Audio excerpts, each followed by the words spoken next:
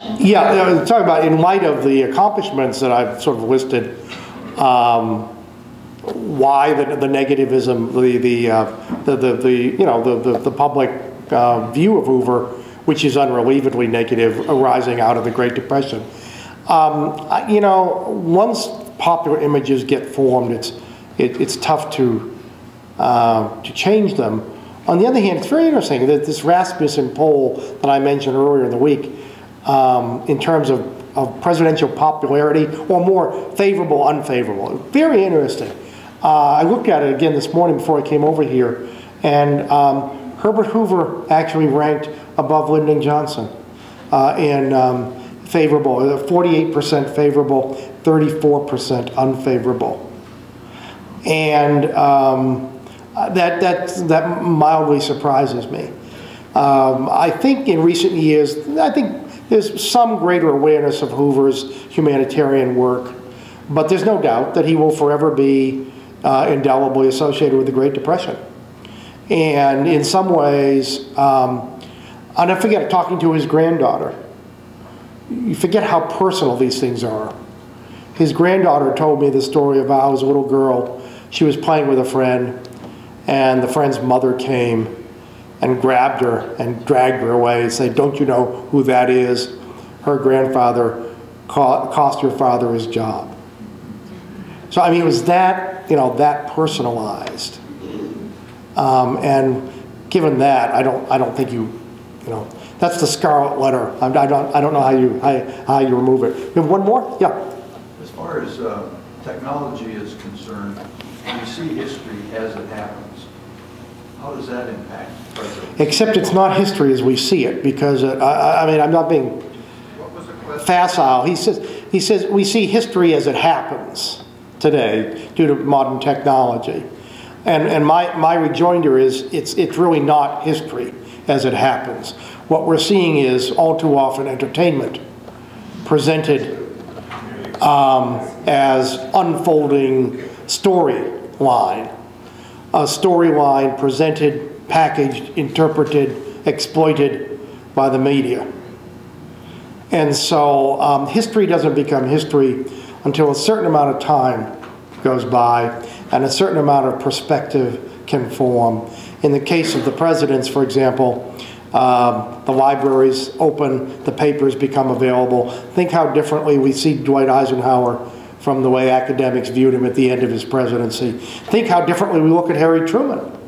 Harry Truman left office with some of the lowest poll ratings ever recorded. And 50 years later, he's a popular hero.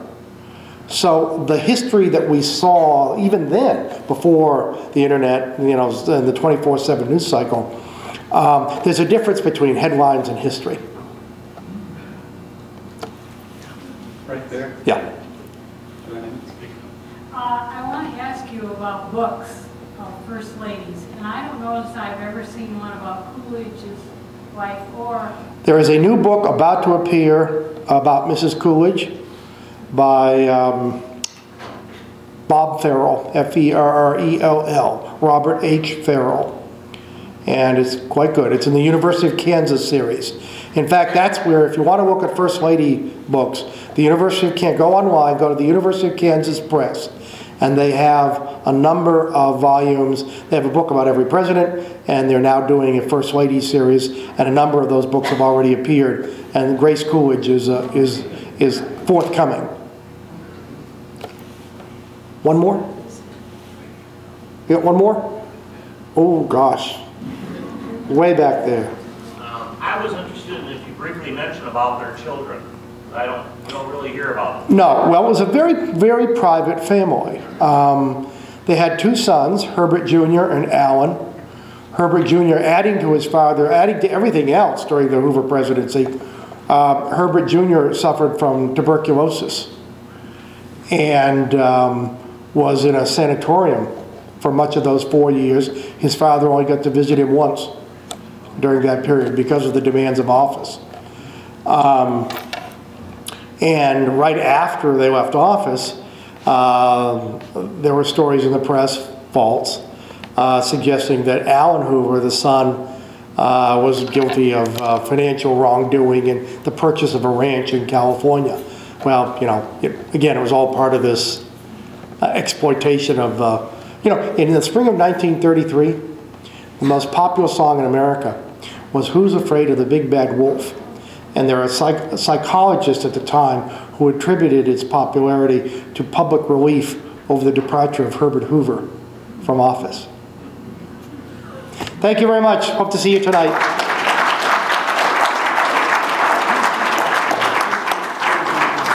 Thank you very much, Richard, for yet another insightful and entertaining. I was reluctant to use that word after what you just talked about in the entertainment, but it was entertainment here as well. That concludes the 6th of 7 talks in this series. A reminder, tonight at the Gerald R. Ford Museum across the street is the finale of what has been a phenomenal series of talks. Richard will be speaking on Gerald Ford, Michigan. Hope you can be there tonight. Thank you very much.